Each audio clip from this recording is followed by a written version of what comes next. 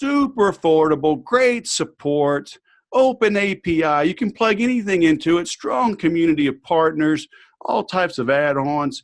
Man, you're going to grow taller, skinnier, stronger. Your golf score will improve. Your sex life will improve. Your cholesterol will be lowered. Just hurry up and buy because the price goes up on the first. And that's how people make their decisions. Here we are again with another lean and mean episode of the Cold Star Project. I have with me the sales whisperer, but we won't be talking about sales specifically today. This is Wes Schaeffer, and his alter ego, if he puts on his glasses, he becomes the Clark Kent version, is the author of the definitive guide to Infusionsoft. And so what I wanted to dig in with you today, Wes, there you go. See, I knew it. I knew it. I never see you. I can't see you. Schaeffer in the same place at the same time. You see. Oh, yeah. Well, keep going. Keep going. So you're the author of the definitive guide to Infusionsoft, which is a good book for dropping on people from a height if you want to murder them, because it's very thick. And I wanted to dig in with you about CRMs today because I see this question all the freaking time. It's big, it's green.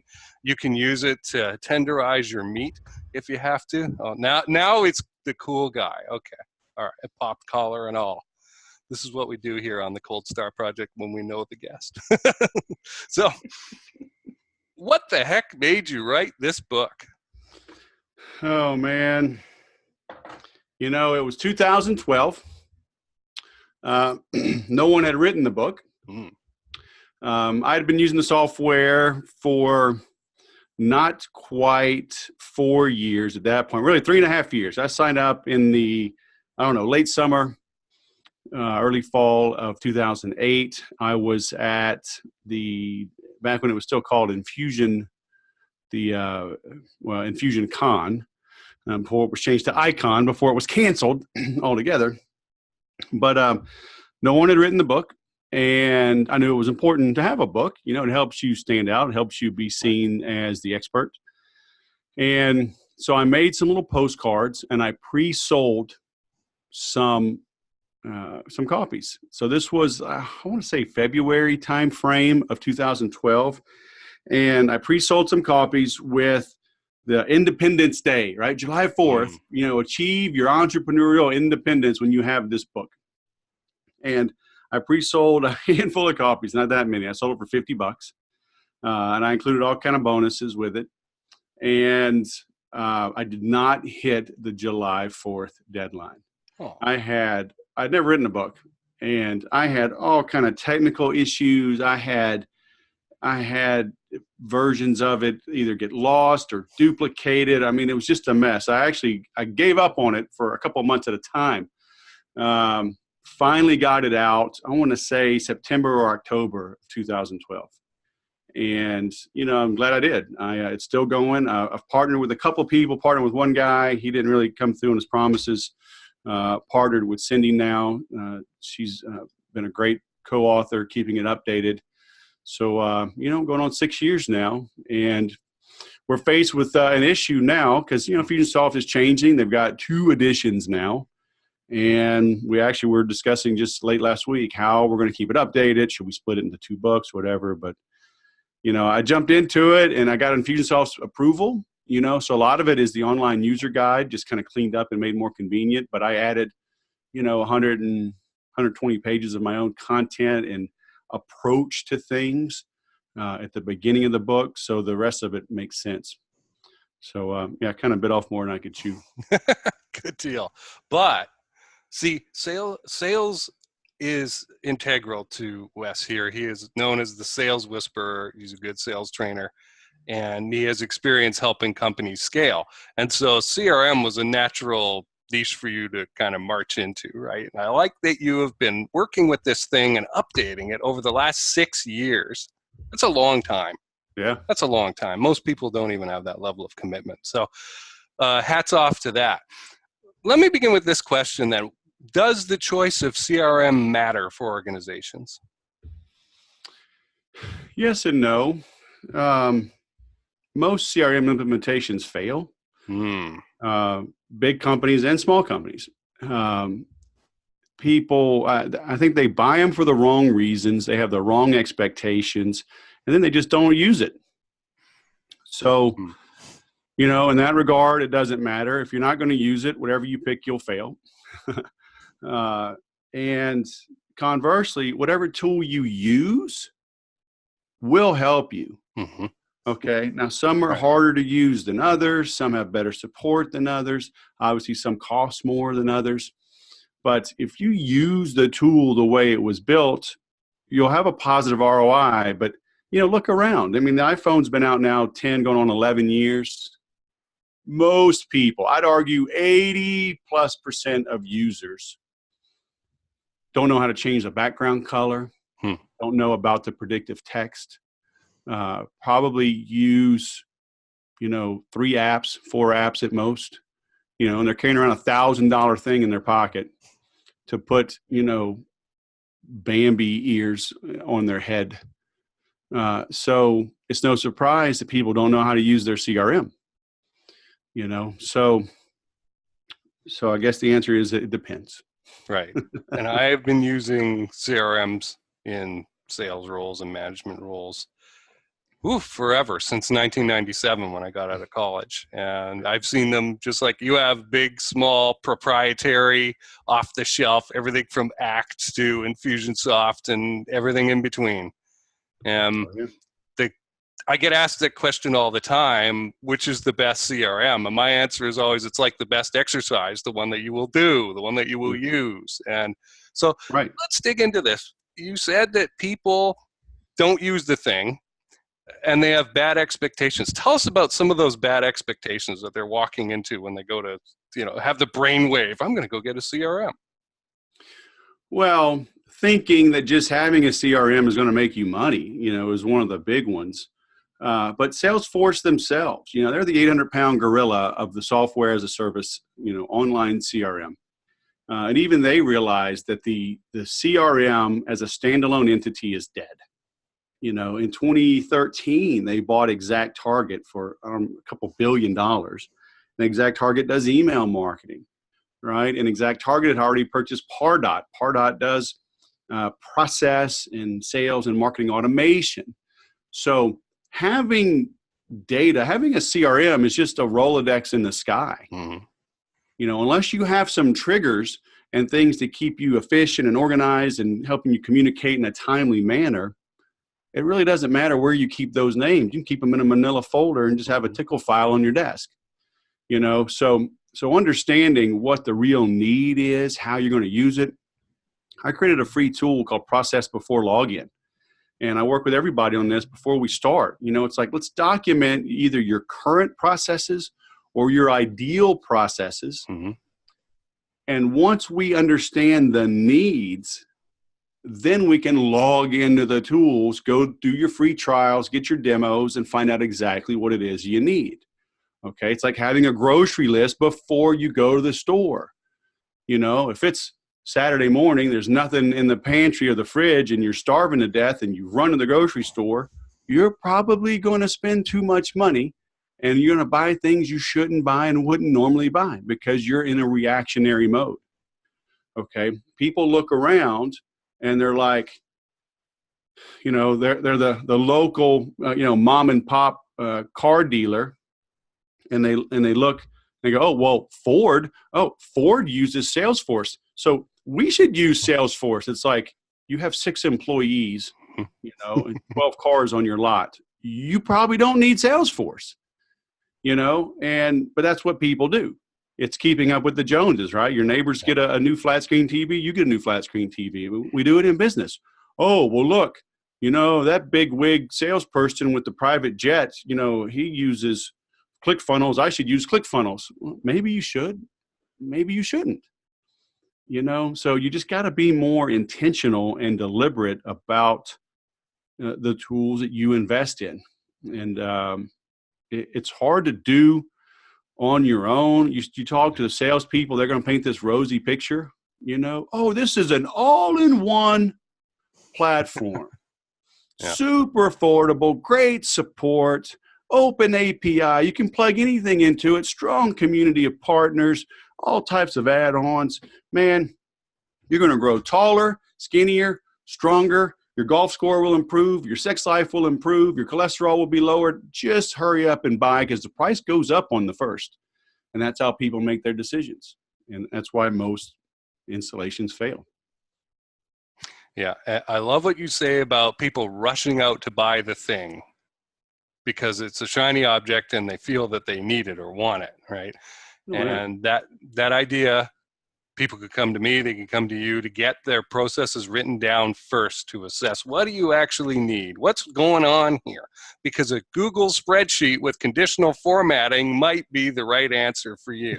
Where something lights up in green or red to get attention. I've been using those for years. I use other tools too, but there's nothing wrong with that if that's the right solution. There's a phrase from my operations management training from 20 plus years ago: technology is glue, apply it last.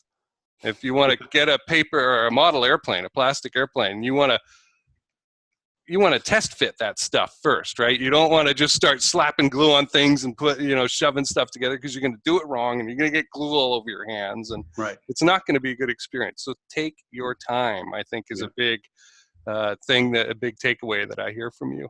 So let's hear about other implementation issues that you've run into or people have experienced before they've come tail between their legs to you saying, all right, I'm beaten. I know I need something here, but I need help. So other examples of collapses, you mean? Or Yeah. Let's talk about, they got something, they tried to implement, it didn't work, and then they came to you. What happened in the middle? Well, I mean, really just everything we talked about. They were set up for failure from the beginning. They buy something that usually they're oversold something. They sign a contract, they get involved with it, and then they realize they've been sold a bill of goods. They get frustrated. They realize it's going to cost more money and energy than they had planned or maybe want to exert. So they become software donors, right? They donate their money every month. And eventually business either calms down or maybe they really start to struggle because they were right that they needed a system. And they're like, man, I got to do something about this. Maybe I can use this tool. So they start looking around for help. They call me, we start to dive in. And then it's a matter of, do you make do with what you have? Do you cut bait, right? Say, hey, you bought something that really is not right for you. I can't tell you how many times I talk with small businesses that have some big onerous Salesforce implementation. It's like, man, that is not the right platform, but these things are sticky. Once you upload your data, you get web forms embedded on your website, you got some leads coming in. Changing platforms is hard, man. These companies, they're smart, they're kind of like drug addicts, man. Once they get you hooked, it's hard to get off. And so we have to have some hard decisions, some tough conversations on what should they do about it. Do they need e-commerce? Is the licensing right? Cost feature standpoint, how big is the team? Do they need outside contractors or vendors using the software, getting access to it? Can they easily set permissions and change permissions? What's the reporting like? Who's going to own this thing? Quite often they'll give it to the IT department. It's like, this is a sales and marketing tool. It's not an IT tool. Okay. It's not a server. It's not, your Wi-Fi. I mean, it's a marketing tool. It's for planning. It's for growing your sales.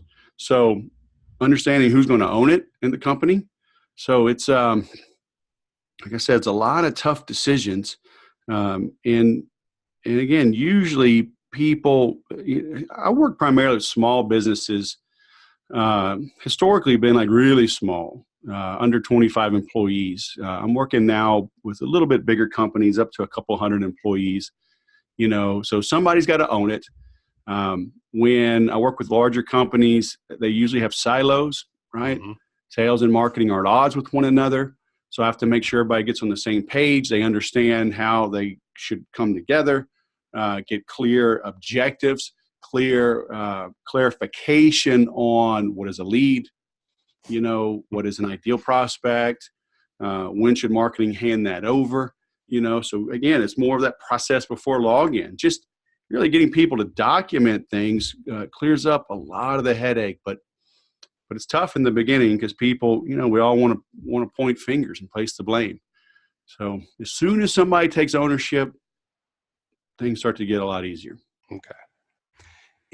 If there's a business owner watching, listening to this, hi there. If you are, they need to go talk to their marketing people and their salespeople, right? Before anything else, and start figuring out what reality is and maybe getting people on the same page in that. What kinds of things should they be asking? Like, can you give one or two questions that they could go ask their people that would really help extract some data? Because I think you're going to run into the patent general problem here of you'll either hear things are terrible and doom and gloom, or they're nice and rosy and everything's perfect. And, so how do you get into reality? Well, in any sale, you have to get the prospect to verbalize their pain. Mm-hmm. Okay. Just like a doctor, I can't look at you and say, hey man, yeah, you have shortness of breath. You have, you got a heart disease. You really should come in. I think you're at risk. Be like, dude, I feel fine. Are you crazy? You have like x-ray vision or something? Mm-hmm. You're the one that's got to say. Now, typically, patients, especially men, we will underplay it, right? Yeah, I feel fine. A friend of mine just had open heart surgery, had that widowmaker, that valve. He got diagnosed on a physical. It was he just so happened to have a physical coming up, even though, he had shortness of breath, couldn't chase the grandkids around, and he just kind of played it off. Oh, it's not that bad. The patient has to admit they're in pain. And then they have to be willing to do something about it.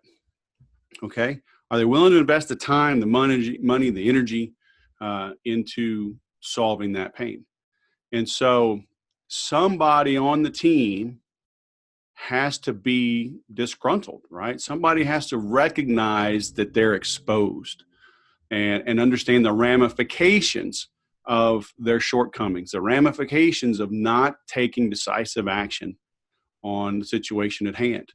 So, they can't go running into the marketing department or VP of sales, whatever, and go, our CRM sucks. We need to just change platforms. Our systems suck. I mean, because you're challenging them. It's just like when I train people, like in car sales, for example, if I'm at the Ford dealership and you drive up in an old Chevy truck, and the first thing out of my mouth is, what a piece of crap. I'm surprised that thing's even held together. People usually tow their Chevys in. You may agree, right? This thing may have been a lemon. You may be totally tired of it, and your friends got Ford. You're ready to get a Ford. But now I just criticized you. I criticized your decision making, and I made you feel stupid. You are less likely to buy from me now. Okay? I'm going to turn that thing around and go, man, that's an old truck. Chevys are tough. They last forever. Why do you want to change brands, man? It's tough. It's tough to change brands. What's going on? And I want you to tell me. Right. Oh, the transmission's been a problem. The engine, had to change the valves twice and the head gaskets, and it's still blowing smoke, and I can't get the AC to stay cold, and blah, blah, blah, blah, blah. Like, oh, man, I'm sure sorry to hear that. You're the one telling me all the problems. Right. My friends all have Fords, and I love them. Yeah. So we've got to get the decision makers that have this vested interest they have to verbalize the pain. Mm-hmm. Okay. So one way or another, we have to get them to admit there's an issue and that they're willing to do something about it. Okay. And the same, I guess, goes for going down to the frontline salespeople who are going to be using the thing. They may not be the decision makers, but they have valuable data. They have valuable feedback to tell you. And so getting them to say it, that's the tricky part. Yeah. And that's true in life, though. I mean, that's sales, right? Mm-hmm. That's anything. You want to install a pool at home, right? You got to have the conversation. We get a new couch, we get a new flat screen TV, whatever. You got to, husband and wife got to figure this out and agree that there's a problem and agree they're willing to invest the time and money into changing it. Yeah. You mentioned earlier that CRMs by themselves are no longer a marketable thing, basically, for smart people, I guess. What clusters of other apps do you see that are necessary, that need to be bundled together with the CRM, that people should be looking for? Depends on the business. Do you sell online, right? So you're gonna need some type of e-commerce component, and even companies that don't. Say you're a big company and you use POs and it's a long, complicated sale. You could still sell access to workshops or webinars or lunch and learns. There's things you can make a little money off of, and it's not all that important to make the money on that. But when I was selling high tech to hospitals and manufacturing, I was working for a startup out of Austin, and we sold these Blade computers that were like $1,800 when a Dell PC was $600. Okay, so we were 3x the money. Mm-hmm. And so, it was nothing for a company to start with a $50,000 installation, but this was new technology. And so I wouldn't go in and try to sell the technology right off the bat. I focused on selling them what we called a try and buy. I want them to invest $1,500, which gave them the hardware and software for free for a month. So the $1,500 just covered the expenses for us to fly a systems engineer out for 1 to 2 days. Mm-hmm. Okay. If I could get them to spend $1,500, they'd see how easy it was, and they'd keep the software, and I'd make the $50,000 or $150,000 sale. Okay. So focus on what really matters. So even a big company could use an e-commerce platform to get people buying their reports or other things like that. Okay, so do you need e-commerce? That's one. The marketing automation is needed for everybody. Okay, do you have some type of web form on your website, some type of lead generation tool that then puts that contact into a segmented list? Mm-hmm. Okay, because I tell people all the time, like, well, I'll ask you, if I say Yamaha, what do you think of? Keyboards and motorcycles. Okay, keyboards, motorcycles. My son played the trombone, right? So, we think of other musical instruments. We think of like jet ski kind of things, right? They make all kind of stuff, right? So right. if I say just go to Yamaha.com, and I did this before, it takes like 5 to 7 clicks to get where you want to go. Mm-hmm. Okay, when you're looking for that one specific thing. So, but if Yamaha just sent an email out to everybody on their list every time, check out our keyboards, check out our trombones, check out our watercraft, check out our motorcycles, and you'd be like, y'all are idiots. Mm-hmm. You're sending me stuff I'm not interested in. I'm out of here. So you got to segment your list to send them targeted, relevant information at the moment of relevancy. I always ask this in my workshops. It's like, how does Google make money? All right. And it's not a trick question. How does Google make money? I would imagine through ads. They have some services as well, but mostly ads. They have services, they have ads, but how do they get you to click an ad? If you did a search for, what'd you say about Yamaha? Let's keyboard? Say keyboards, and motorcycles. Yeah, so if you type in Yamaha keyboard, do you think you would see an ad for a Ford truck? It's relevant advertising. Okay. Yeah. It's relevant advertising. They present an enticing ad at the moment of relevancy to increase the likelihood of you clicking. They need you to click for them to make money. Okay. Same thing. So learn from Google as a business owner, as a big business, small business. Are you sending relevant communication to your prospects and your customers? Okay, so you need some type of engine in the background that helps you do that. Even if it's just assigning tasks to your team to give them a call, write them a letter, do something. Okay, so you need e-commerce, you need some type of marketing automation, you need some type of sales automation. Okay, those kind of run hand in hand. Those are the big things. Does it integrate easily into your website? Is it expandable? Okay, because there is no truly all-in-one software.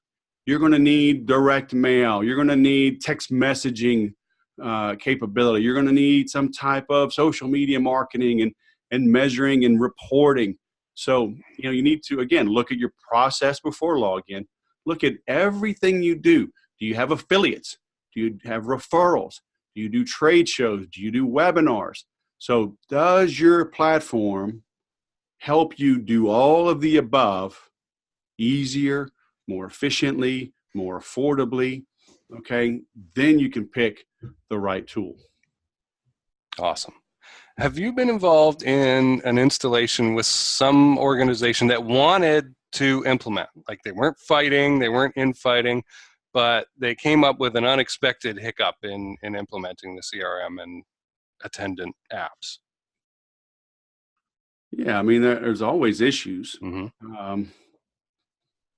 I mean, I don't know. I mean, it could be a cost issue. There could be some licensing issues. There's, sometimes they may be using like some proprietary tool.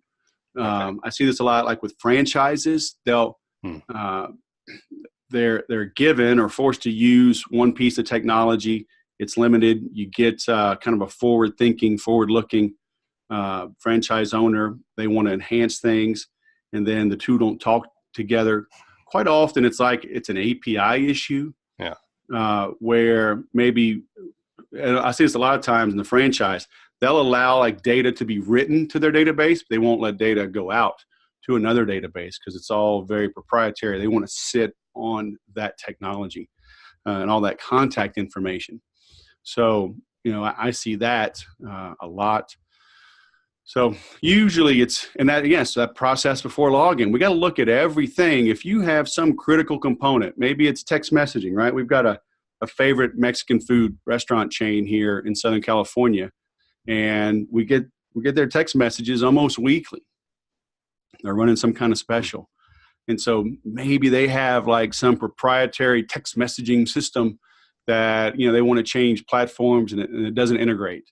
Well, when they text, we go and eat. Okay. It's Pavlov's dog, man. I mean, we like this place. And so, they may not switch platforms if it was too hard to change on that, assuming they had all their metrics and the ROI was there. So yeah, there can be so many things that get in the way of an installation. It's crazy. Great. Well, that is something that people can watch out for. Your business has allowed you to do some pretty fun and cool things. I want to cover this quickly before we end so that people get a kind of a flavor of what it's like to work with you, what you do. When there was the flooding in Texas, you were able to pick up and go there and do some rescue work in that. Tell us a little bit about that.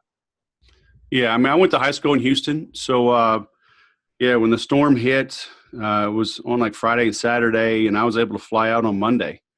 And because I've got a good connection, network of people, so a friend of a friend actually donated his Chevy truck and his trailer and 2 Sea-Doos and let me drive into Houston.